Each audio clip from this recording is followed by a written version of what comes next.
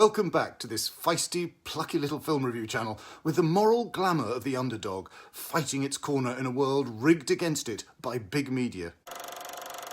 Channing Tatum's buff character Magic Mike Lane, stripper and hunky sex-positive recipient of the thirsty female gaze, is back again for Magic Mike's Last Dance, a goofy, if hastily packaged and oddly anticlimactic threequel from director Steven Soderbergh and screenwriter Reed Carolin, shark-jumpingly set in London. What did you want before Miami?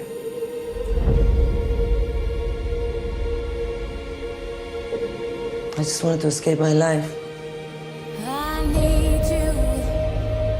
Do you like bartending? It's not really what I do. What is it that you really do?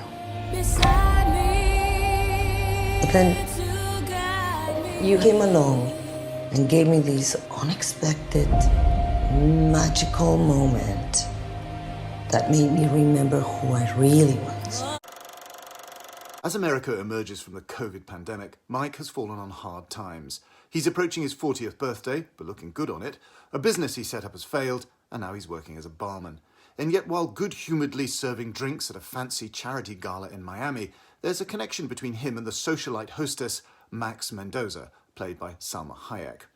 Simmeringly sexy Max hears that Mike used to be a red-hot dancer, and she asks him for a private show.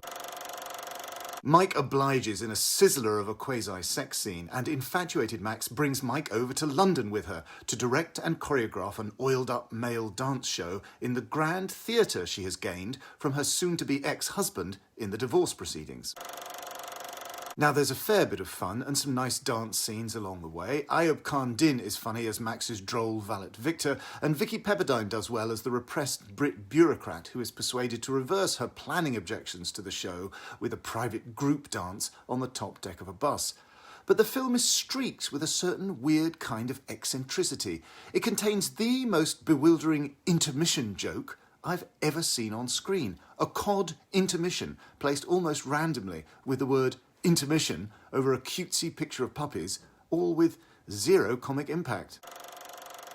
And the whole film has a cobbled-together feel sometimes, almost as if Soderbergh only directed some key scenes and left the rest to someone else. The initial Mike-Max private dance, the pair of them gazing at each other in intense close-up over a dinner, kissing in the back of a cab afterwards.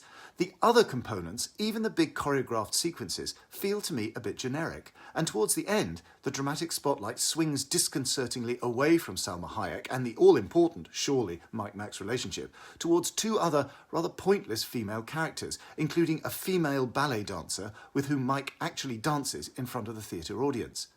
So why couldn't Tatum have had a climactic on-stage dance scene with Salma, who is, after all, a very good mover? It's baffling, and the dramatic tension and focus is dissipated with the extended final dance scene. Well, it's nice to see Channing Tatum back, a natural performer with marvellous physical grace and underused comic style. Okay, that's it. As always, I need you to give this vlog a like and a share on your socials, and of course, I need you to subscribe to this channel. Because if you don't, you will not be able to look at your reflection in the mirror from now on without retching with moral revulsion. So, subscribe and leave a comment to say that you've subscribed, giving your wholehearted endorsement to my digital brand. Also, please check out my reviews at The Guardian and become a member of The Guardian. And lastly, but not leastly, please buy my book, The Films That Made Me, an edited selection of my essays and reviews. See you next time.